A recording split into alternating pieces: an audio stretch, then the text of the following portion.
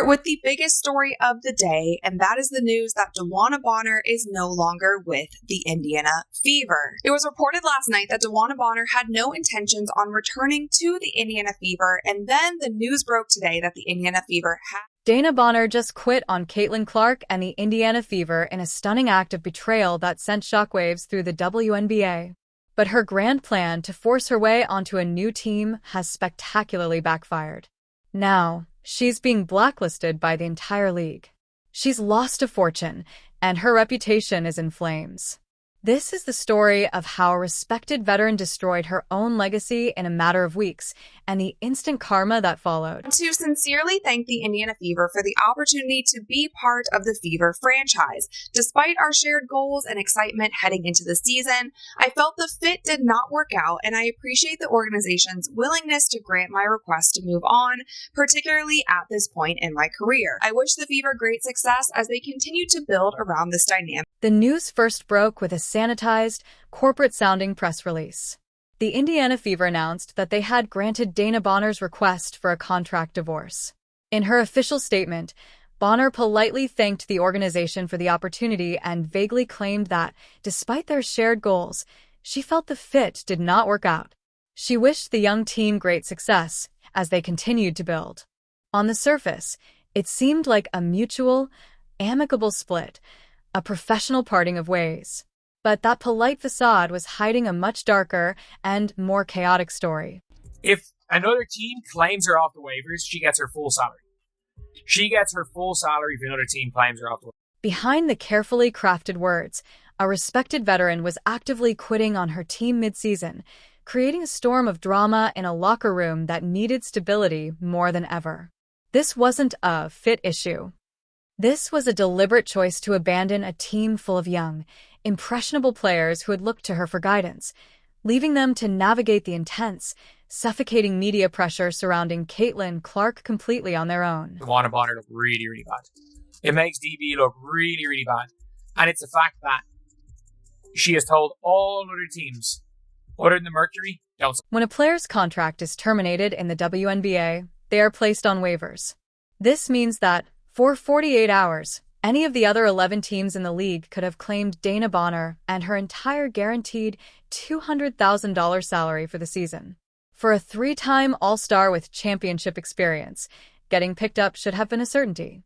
It was essentially a free asset for any team looking for veteran depth, a proven scorer who could have helped a contender or guided a younger team.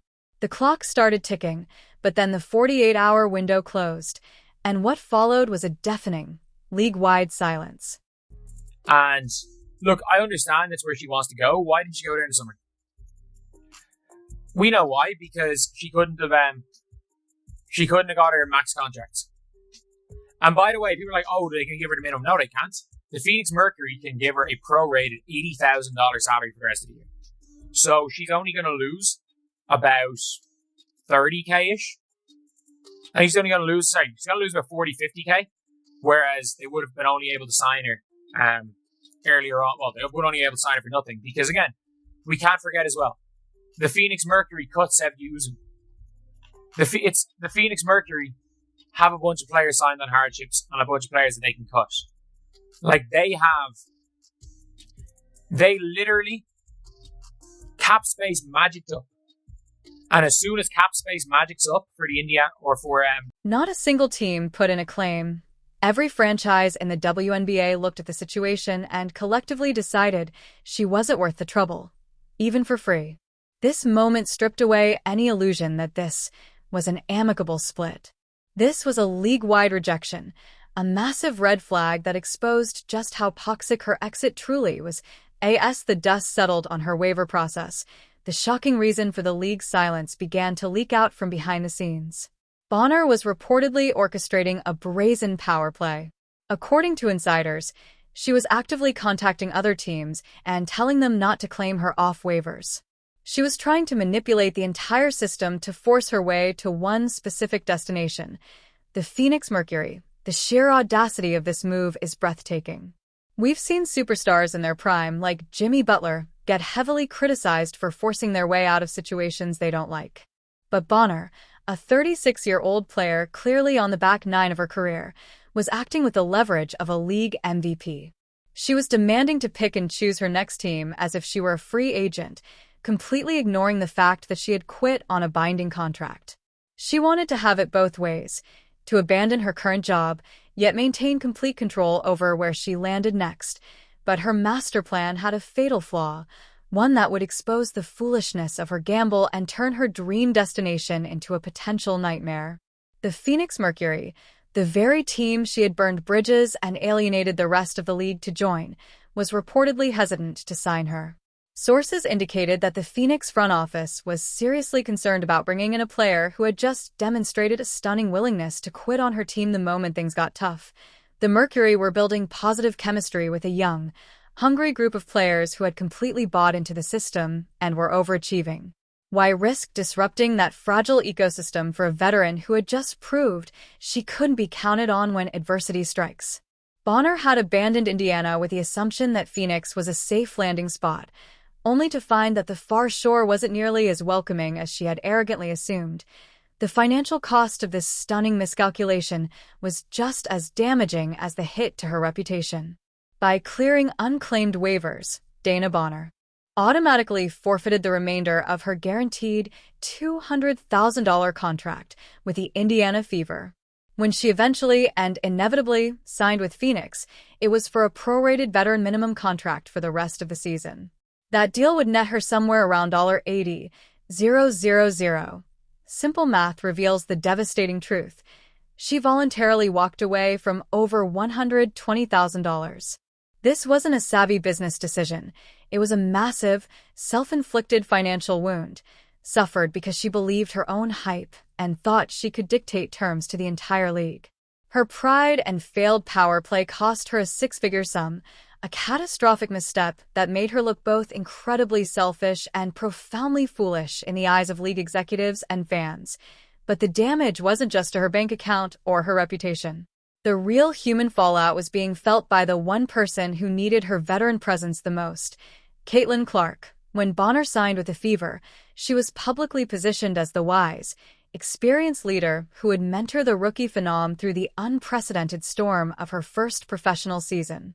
In early practices and preseason games, Clark was visibly excited to play alongside her, putting in extra effort to build chemistry and learn from the veteran. Instead of providing that guidance, Bonner showed her and the entire young roster that when the pressure mounts and the going gets tough, you can simply quit and walk away. It was an act of pure professional abandonment. For one of the first times in her celebrated career, Caitlyn Clark was essentially told by a respected veteran teammate that she didn't want to play with her. That's not leadership. It's a deep betrayal of trust that left the league's brightest star and her team in turmoil. This leads to the most troubling and controversial question of all. Was this shocking move planned from the very start? It's hard to ignore the deeply suspicious timing of it all. Bonner first signed a lucrative, high-profile deal with Indiana, allowing her to soak up the unprecedented media attention and spotlight that came with playing alongside Caitlyn Clark. For weeks, she posed for magazine covers and played in sold-out arenas, benefiting directly from the Caitlyn Clark effect. Then, almost to the day that the Phoenix Mercury conveniently cleared enough salary cap space to sign a player of her caliber, Bonner suddenly decided the fit in Indiana wasn't right anymore. It feels less like a spur-of-the-moment decision and more like a cold, premeditated calculation. Use the Indiana Fever for the money and media exposure. Then orchestrate a dramatic exit the second your preferred destination is ready to take you. If that's the case, it's not just unprofessional. It's a deeply cynical and calculated way to treat an organization, its players, and its fans. Perhaps the most damning evidence of Bonner's missteps is not what was said, but what wasn't. In professional sports, there's an unwritten code. Players often stick together. When an athlete has a dispute with a team or feels they've been treated unfairly, you'll often hear other players, especially fellow veterans, speak up in their defense. But in the wake of Bonner's exit, there was nothing. A deafening silence fell over the league's player base. No one came to her defense. No one endorsed her decision. That absence of support speaks volumes. It's a clear signal that her peers and fellow union members did not see this as a righteous stand for player empowerment. They saw it for what it was, a selfish act that violated the trust of her teammates and the professionalism of the sport. The silence is a quiet condemnation, proof that even those who understand the pressures of the game couldn't justify her abandoning her team. Beyond the personal drama, Bonner's actions have created a dangerous problem for the entire WNBA. Her mid-season departure sets a troubling precedent that threatens the integrity of player contracts. If a respected veteran can simply quit on her team and manipulate her way to a new one with minimal immediate consequences, what's to stop other unhappy players from doing the same? This could create a domino effect, empowering players to abandon their commitments whenever they're dissatisfied and turning contracts into meaningless suggestions.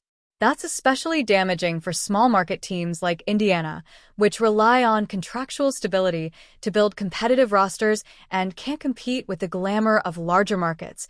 At a time when the WNBA is experiencing explosive growth and fighting for mainstream credibility, having a veteran engage in such unprofessional conduct sends a troubling message about the league's stability. It suggests a league where chaos can erupt at any moment, a perception that could scare off potential investors and fans alike. In the end, DeWanna Bonner got her desired move to Phoenix, but at what cost? She torched her reputation across the league, lost over $100,000 in salary, and may now be remembered not as a champion or a respected veteran, but as the player who quit on Caitlyn Clark and the Indiana Fever. Her actions raise a larger question. In an era of player empowerment, we often celebrate athletes for taking control of their careers. But this story forces us to ask, where's the line between empowerment and entitlement? Between fighting for what you want and